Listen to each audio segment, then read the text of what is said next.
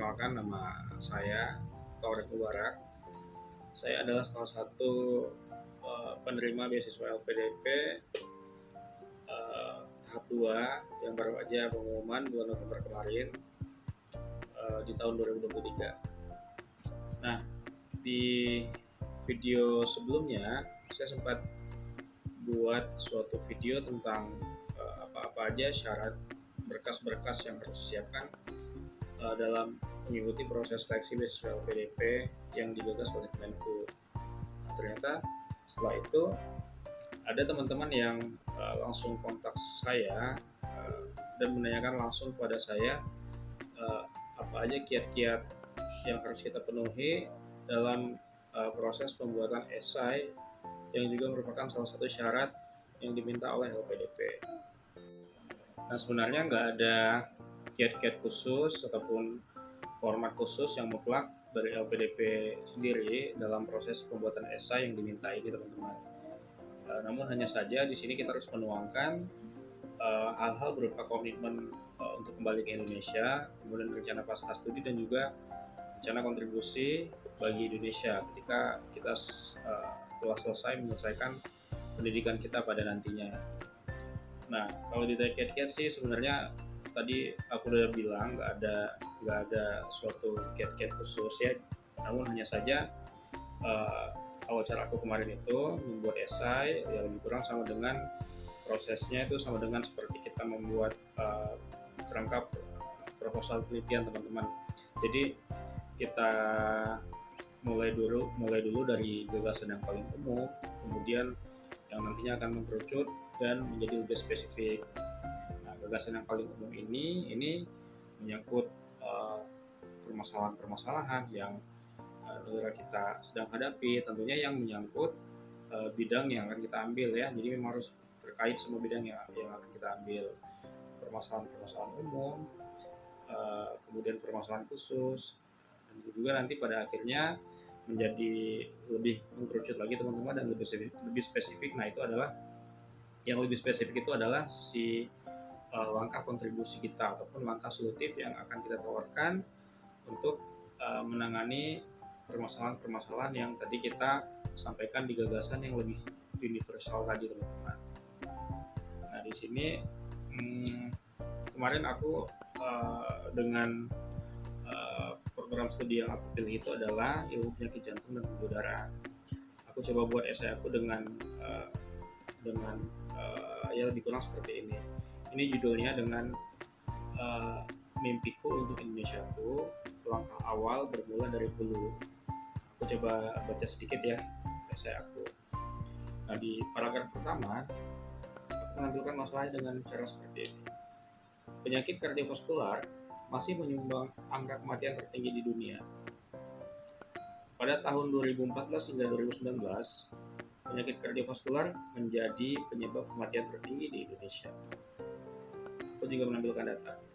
Data Riskesdas menunjukkan prevalensi penyakit kardiovaskular di Indonesia meningkat dalam kurun waktu 5 tahun. Di antaranya penyakit hipertensi meningkat dari 25,8% pada tahun 2013 menjadi 34,1% pada tahun 2018. Kemudian penyakit jantung koroner tetap di angka 1,5% dari tahun 2013 hingga tahun 2018. Nah, ini adalah masalah tingginya angka morbiditas dan juga mortalitas. Dan aku juga menampilkan suatu permasalahan dari segi pembiayaan jaminan kesehatan di sini. Aku sebutkan dengan kalimat seperti ini. Badan Penyelenggaraan Jaminan Sosial Kesehatan ataupun BPJS Kesehatan mengklaim bahwa pada tahun 2021 pembiayaan kesehatan pada penyakit kardiovaskular menyentuh angka yang fantastis, yaitu sekitar 7,7 triliun rupiah. Nah, kemudian selain pembiayaan, aku juga menyebutkan bahwasanya Indonesia pada saat ini masih kurang ketersediaan akan dokter jantung. Nah, kalimat lebih kurang seperti ini. Tingginya kasus dan angka kematian pada kasus penyakit kardiovaskular tidaklah sepadan dengan jumlah SDM dokter jantung yang tersebar di Indonesia. Kemudian selain itu, tingginya angka kematian akibat kasus kardiovaskular juga disebabkan oleh berbagai faktor yang paling krusial dalam pelayanan kesehatan di lapangan, yaitu tentang cepatnya ataupun ketepatan diagnosa, cepatnya pemberian terapi inisial, dan kecepatan dalam proses merujuk pasien. Semua ini sangatlah berhubungan dengan pengetahuan dan keterampilan SDM dokter umum dan tenaga kesehatan lainnya, baik di fasilitas kesehatan primer maupun sekunder. Nah, jadi memang di paragraf pertama ini memang kita melampirkan banyak masalah. Nah, tadi aku sudah sebutkan masalahnya. Yang pertama, tingginya angka mortalitas dan morbiditas, biaya di bidang kesehatan juga sangat tinggi, kemudian ketersediaan tenaga dokter jantung juga masih kurang, kemudian yang terakhir adalah kurangnya pengetahuan dokter umum tentang warning sign dari penyakit jantung ini, teman-teman. Nah, di paragraf kedua aku menampilkan masih sama dengan paragraf pertama, itu berupa masalah, namun masalah yang aku tuangkan di paragraf kedua ini adalah lebih kepada masalah pada saat aku menjadi dokter umum ataupun memberi pelayanan kesehatan. Jadi berkaca pada masalah yang berkaca pada pengalaman diri sendiri. Nah, di sini aku menampilkan, tadi kan aku di paragraf 1 aku sempat menyebutkan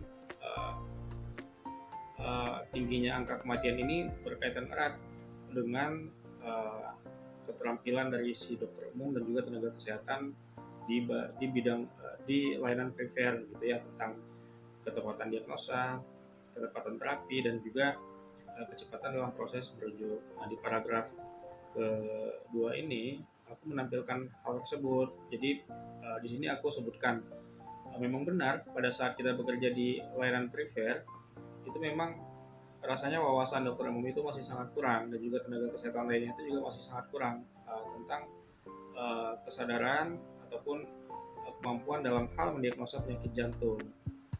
Belum lagi di sini fasilitas-fasilitas yang dimiliki oleh tiap-tiap pelayanan kesehatan itu ya mungkin berbeda-beda, dan sebagian besar itu banyak kurangnya. Jadi ini menjadi masalah bagi kita dokter umum dan juga tenaga kesehatan yang terjadi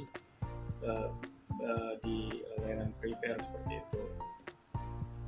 Nah, kemudian lanjut di paragraf ketiga, kalau tadi aku memaparkan masalah di layanan primer, di paragraf ketiga ini aku juga memaparkan masalah, namun masalah yang aku dapat di layanan kesehatan sekunder ya, pada saat kita bekerja di rumah sakit.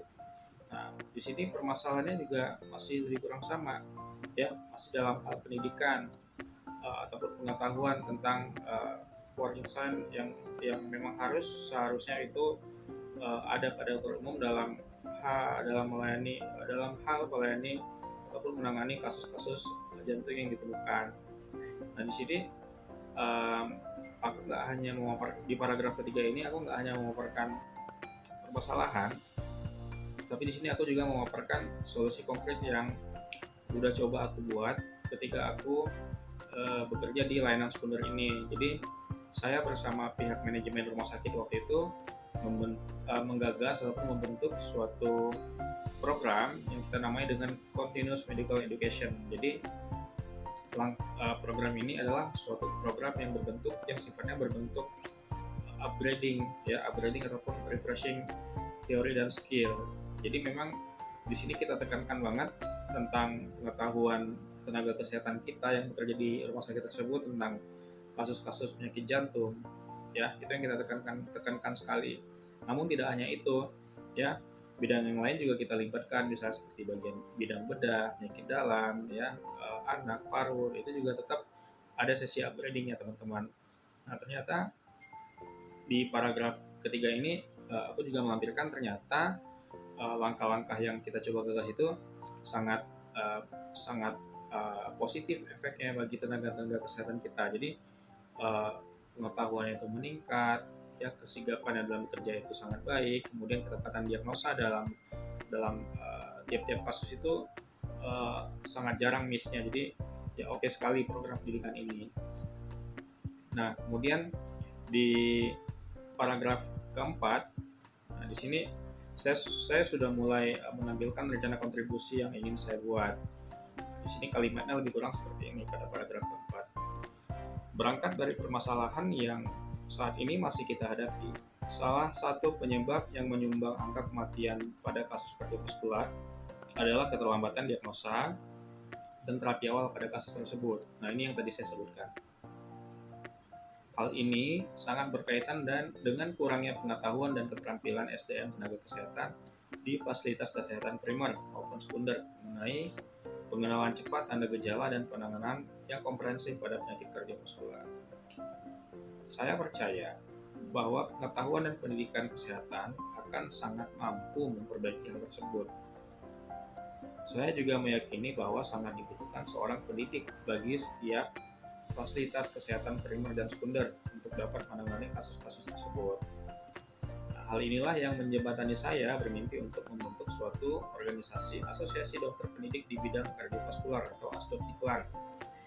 Nah, ini adalah langkah kontribusi pertama saya yang rencananya akan saya gagas nanti ketika saya selesai menjalani pendidikan yang diwadahi oleh LPDP. Nah, kemudian di paragraf selanjutnya saya juga menjelaskan apa itu ASDOK-Diklar. ASDOK-Diklar adalah perkumpulan dokter ahli di bidang kardiovaskular yang mengampu tiap-tiap fasilitas kesehatan, baik puskesmas ataupun rumah sakit untuk memberikan pendidikan layanan pengobatan penyakit kardiovaskular secara terpadu dan berkala. Fokus pendidikan diutamakan bagi tenaga kesehatan di fasilitas kesehatan area terpencil ataupun perifer yang minim teknologi kedokteran, keterbatasan sarana ataupun fasilitas dan jauh dari pemukiman kota. Pada nantinya, tiap-tiap dokter spesialis jantung ini akan menaungi beberapa rumah sakit dan puskesmas untuk memberikan pendidikan di bidang kardiovaskular. Nah, jadi intinya ini adalah suatu upgrading ataupun refreshing ilmu dan skill dan teori yang tadi juga sempat saya gagas pada saat saya bekerja di rumah sakit swasta. Nah, kemudian saya juga menampilkan ataupun menuangkan langkah kontribusi, rencana kontribusi saya yang selanjutnya, yaitu saya buka dengan kalimat seperti ini. Mimpi saya selanjutnya adalah saya ingin mengadakan suatu program yang saya namai dengan sanggar tulis jantung ataupun yang memiliki panjangan sarana mendengar dan bertemu dokter spesialis jantung di masing-masing puskesmas yang dibina oleh anggota ASDOK-Diklar. Pada umumnya, dalam suatu sistem pelayanan kesehatan, pelayanan pengobatan spesialistik hanya berada di rumah sakit ataupun fasilitas kesehatan sekunder. Masyarakat yang membutuhkan pelayanan spesialistik akan diberikan rujukan ke vaskes sekunder, dan selanjutnya pasien akan bertemu dengan dokter spesialis di rumah sakit tertentu. Nah, hal ini mungkin tidak akan menjadi kendala bagi pasien yang tempat tinggalnya tidak jauh dari rumah sakit rujukan, dan bagi pasien yang status mobilisasinya baik. Namun di sisi lain, hal ini menjadi kendala yang dirasakan bagi mereka yang tinggal di pelosok dan harus memakan waktu dan jarak untuk rumah sakit rujukan. Selain jarak tadi, saya juga menyebutkan bahwasanya masalah finansial juga mungkin menjadi masalah bagi pasien-pasien yang letaknya sangat jauh di rumah sakit rujukan ya teman-teman. Dan di paragraf selanjutnya saya juga menjelaskan bahwasanya sanggar tulis jantung ini dihadirkan bagi mereka yang masih menjadikan jarak atau biaya transportasi sebagai masalah untuk mendapatkan pelayanan kesehatan sekunder. Program ini akan menghadirkan poli spesialistik, khususnya poli jantung dalam konteks ini sebanyak 1 ataupun 2 kali dalam 1 minggu. Dengan begitu, diharapkan seluruh permasalahan masyarakat di daerah perifer yang dibahas sebelumnya dapat bertemu dengan dokter spesialis. Selain itu, program ini nantinya juga akan memberikan catatan penting bagi puskesmas binaan untuk memonitoring secara khusus pasien-pasien yang berisiko untuk mengalami penyakit kardiovaskular atau melakukan pengawasan terhadap pasien dengan status kardiovaskular agar selalu terkontrol berdasarkan catatan yang diberikan oleh dokter spesialis jantung dan pembuluh darah yang membina puskesmas tersebut.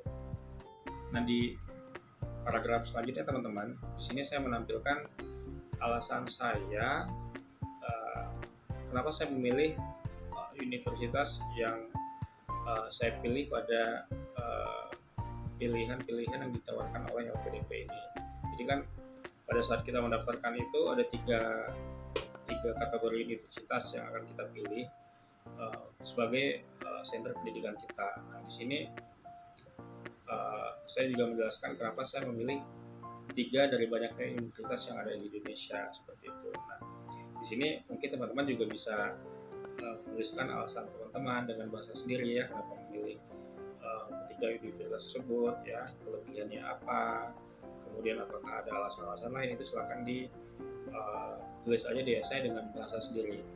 Nah, ini juga penting soalnya nanti pada substansi, kalau saya sih kemarin ditanya apa milih gitu, jadi memang saya jawab sesuai dengan yang ada, sesuai dengan penulisan yang ada di esai seperti itu. Nah, kemudian di akhir tulisan saya langsung tutup dengan seperti ini. Di akhir tulisan ini, apabila mimpi saya untuk menjadi seorang dokter SPJP terwujud ya, dokter spesialis jantung dan udara, saya akan sangat bersedia apabila pemerintah Indonesia memberikan saya kesempatan untuk menjadi tenaga pendidik. Jadi di sini saya menawarkan diri saya untuk menjadi tenaga pendidik atau dosen di salah satu institusi pendidikan di Indonesia, teman-teman. Jadi saya berharap peran saya tidak hanya dalam mengatasi permasalahan kesehatan, tapi saya juga ingin berkontribusi dalam hal pendidikan, teman-teman. Jadi memang tema yang saya ambil dalam esai saya ini adalah lebih kepada pendidikan, dan juga saya sedikit menyerempet ke arah pelayanan kesehatan, teman-teman. Dan alhamdulillah ya, esai ini di-approve ya. Kemudian pada saat saya lanjut ke seleksi substansi, sangat banyak memang yang muncul pertanyaan-pertanyaan itu ya dari esai kita. Jadi diharapkan kita menjawabnya dengan sinkron ya, sesuai dengan apa yang ditulis di esai. Jangan lepas ini karena nanti itu pasti akan mengurangi nilai, teman-teman. Nah, saya pikir itu aja yang bisa saya sampaikan dalam kiat-kiat tulisan esai ini. Dan memang nggak ada langkah khusus, nggak ada syarat khusus. LPDP juga tidak menuliskan syarat mutlak khusus pada format esai ini. Cuman ya itu memang tergantung dari kitanya. Ya kalau teman-teman ingin ikut cara seperti saya, silakan. Ya, kita mulai dengan gagasan yang paling umum dulu, baru kita spesifik mengkerucut ke arah yang lebih spesifik, yaitu kepada solusi yang akan kita tawarkan, teman-teman. Oh ya, ini kalau saya nggak salah minimal katanya 1.500 sampai dengan 2.000. Jangan sampai kurang, teman-teman, karena nanti ya takutnya nggak di-approve ya kalau kurang, teman-teman. Ya paling gitu aja yang bisa saya sampaikan, yang bisa saya sharing ya. Lebih dan kurang saya mohon maaf ya, karena kesempurnaan memang hanya milik Tuhan.